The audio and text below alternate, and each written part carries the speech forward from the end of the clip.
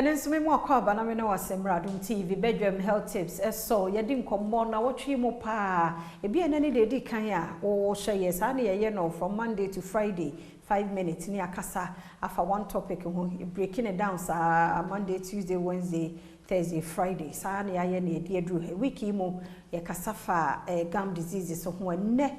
ye de eba no wieye wa kire ne ma bebre me ne Augustine Amensa Ephraim wo ye surgeon dental surgeon technician and now you see even so my perfect smile foundation waboa yempa oba mu akwaba where do we bo share so na enye sin be fuede yeda se papa yemmo ni nyina tofa ene ye hwe treatment yemmo ni nyina tofa from Monday no yemmo no tofa na afi yemre ne em se no na me pese ye hu flower endra na me ka say dental floss no patcho say na etie no ni we no patcho any we no ye dey advise to pick use because any so say gum ese no patcho ya ebubo ntokro e wo tuti anya na ekosi nerve bi so anatru bi so asay osino enti patcho say na etie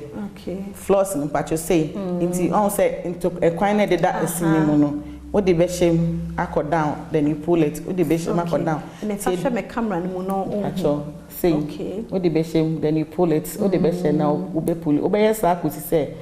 en kwan na de dem nyina interproximal space ni nyina no eniane na akọ hyehyɛ ho no no ye the brush ni twitwi a entimi nkɔ sa space no enti ye advise all the floors ni ebe hyehyem sa na de be top ni nsusu ni nyina makoma e dey ye pe kyire ho no be I pointed no be say e bi jibuye de bi eno no entimi nkɔ interproximal space no nti say won ho na emum say we didi na bibia akɔhye wa you can use this pick side no to bring the food debris out but a hanom ne de ne dienti ayeye ne say o de be share interproximal space no to bring out food debris the patronti me da say yan share da se papa enti ene ye de wie yentie na ye hwe ene no the meka from ejuada ebesi ne fiade ne nyina is about gum diseases say yarewa ewo ye gums ho ma che say wa mmɔ we nu ho ban ya ebetimi ama yare aba ho so when you choose anopa na enwumre especially enwumre de na ebetimi aba use of tobacco, alcohol, hormonal, pregnancy, all those things no menopause deba okay normal it's telling you say there are changes in the body and a changes no obi dey heat flash or say ne ho hyehye no but all dey no ekoye gum disease obi or diabetes ebon so timi deba it's okay unhu pe fabra na yen try kakra na yen solve it to say obefa sa hormonal changes nima ube pregnancy deba will take care of you until say ube free sa hormonal change ni nti ye can treatment ni say oba nyame adom enapomdimu enyansafo ye wo department be in the dental ye fra omo periodontist omo jumedi omo di nyina ni say omo treat gum diseases nti say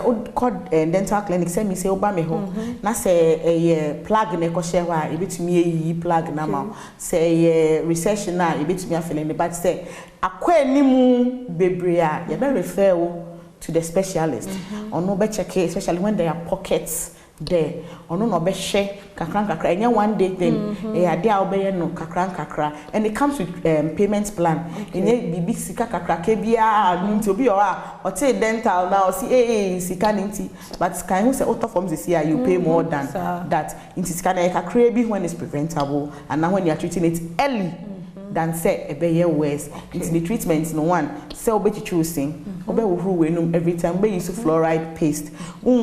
sorry nko to mouthwash keke because obi o wa ye tonti mouthwash especially mo use chemicals cohexidine it's for treatment nti insa na obe to sa na ma na use no you should seek professional advice and sana we use sani man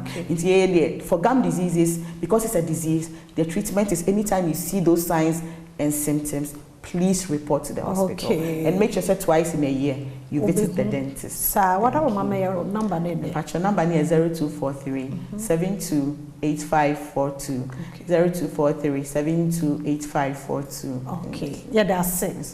Pa na wotwe mu ayade nyame nhyira wo enim se perfect smile so mugusumo bom modern ye gusu ye nam kwan so ye pese ye nko school of deaf mampon the disability community inti me fa kwanya we so asre obi bia wo hwe through the number no so person support ye in cash or in kind obetimi afre ye be kasa if me say wo want ade bibia person ye fa nkoma omo timi ente kasa na science na ye ko nyame adoma next month October no prophetess Kate Atanti na edi enim na one ya akoye outreach no ho nti anything a person supporting here we are open ofre ya you know bekasa yeah that's enti Augustina Mensa Ephraim and I would say no enka no or hwe esen enum hu nsem nyina enti dental surgeon technician and a Perfect Smile Foundation odano na wotwe mu hia na bia adana se bra na tena ye ofa ne number no na de ekoso wonum a wonte ase ofre na obechire mu na uwie ne sanso a na ye stroke na hypertension and infection ne prostate mu problem a ko endpoint homeopathic clinic a obeshow ne number is 0244867068 faseda mama Joy Trish won watadi ne hyeme mede afia amankwa tamaklo na wotwe besim senkwa hoden wo hɔ a ebese